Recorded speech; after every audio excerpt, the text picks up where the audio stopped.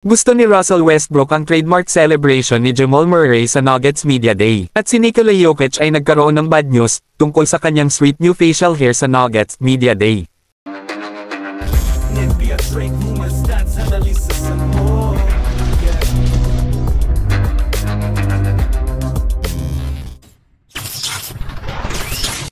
Ganap na tinatanggap ni Russell Westbrook ang kanyang bagong team, ang Denver Nuggets, at mga teammates, tulad ni guard Jamal Murray.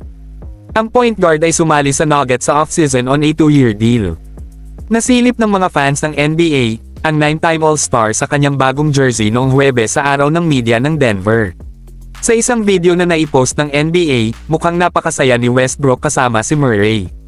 Hindi napigilan ni Westbrook na gayahin ang iconic Blue Arrow na celebration ni Murray sa ilang mga photoshoot. Kung mayroon man, Westbrook's rendition of the Blue Arrow Celly ay naging dahilan ng pag-crack up nila ni Murray ng ilang beses. Si Westbrook ay tila isang malaking fan ng iconic na celebration ni Murray. Murray introduced ang celebration ng Blue Arrow sa kanyang mga days sa college sa Kentucky.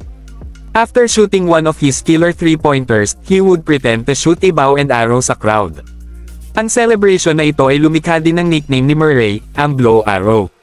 Ngayon, maaaring makita ng mga fans na si Westbrook ay nagbubunga ng celebration na ito sa court sa panahon ng 24-25 season, dahil talagang gusto niya ito, hanggat aprobahan ni Murray na gamitin niya ito. Si Nikola ay begrudgingly backdealing with the media bago ang 24-25 NBA season, at he immediately delivered some bad news.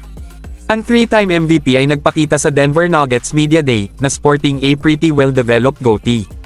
Nang tanungin kung binalak niyang itago ito upang posibleng takutin ang kanyang mga opponents, mabilis na itinanggi ni Jokic ang idea. Sinabi niya, "It's probably going away pretty soon."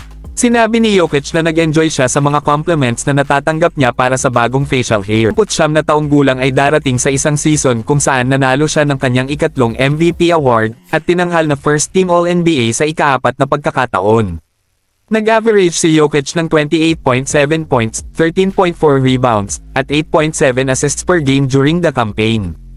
Hindi na umulit ang Nuggets bilang champions in 2024, matapos matanggal sa second round ng Minnesota Timberwolves. Sa kabila ng that early exit, inaasahang makakalaban sila para sa isa pang title ngayong season. Ginugol ni Jokic ang summer kasama ang national team ng Serbia, at tinulungan ang kanyang mga teammates na makakuha ng isang bronze medal sa 2024 Summer Olympics. Sa semifinals, Serbia pushed Team USA to the limit, suffering a 95-91 defeat, unable to hold ang 17 puntos na kalamangan. Nag-average siya ng 18.8 points kada laro, at nanguna sa tournament na may 10.7 rebounds at 8.7 assists kada laro. He also tied para sa tournament lead sa steals, 2.0 per game.